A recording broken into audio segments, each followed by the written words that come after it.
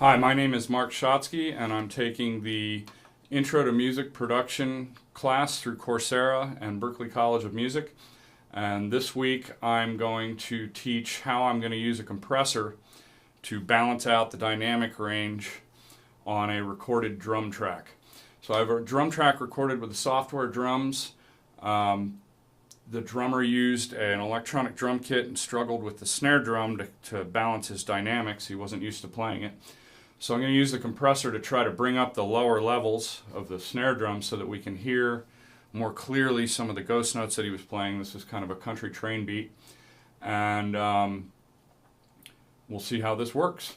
Okay, so I've got the compressor bypassed. You can hear the track hopefully through the video. You hear a basic snare train beat going there.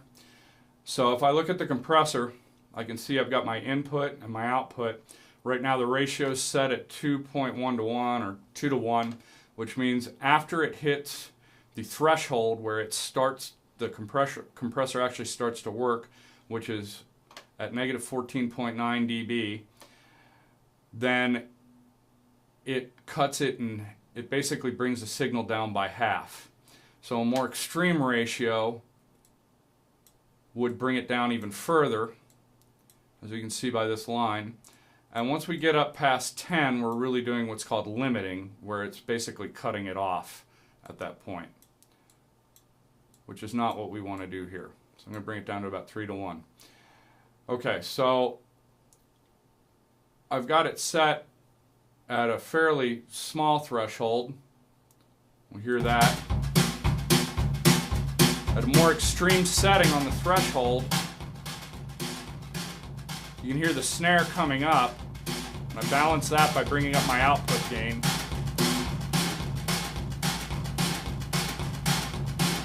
So now the snare sounds more even, and you can hear more of the hits that he's doing on the snare. Obviously this is pretty extreme. I wouldn't want to go quite that extreme, but you can hear it much more clearly in relation to the kick drum.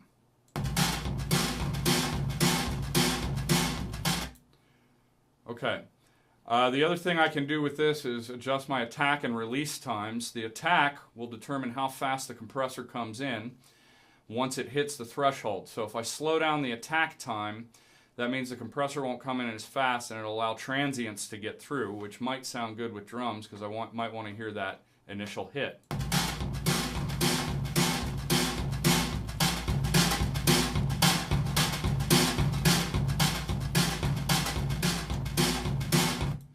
Okay, hopefully that came through on the video, and you can definitely hear much more clearly when he's hitting the drum, and it sounds a little punchier. Now again, it's obviously I've got pretty extreme settings here.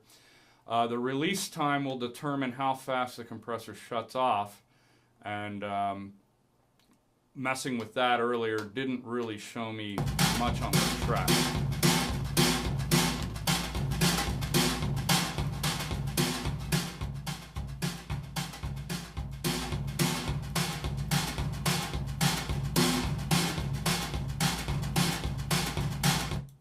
So usually on attack and release we use pretty quick settings, but it just depends on the effect you want.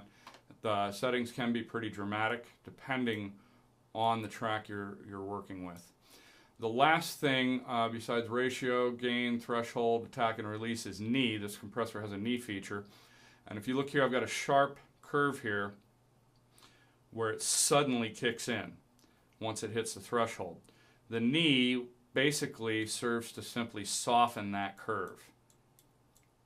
That's a pretty extreme setting on the knee, but that means the compressor actually starts working a little before the threshold, and the idea is to make it seem a little more natural.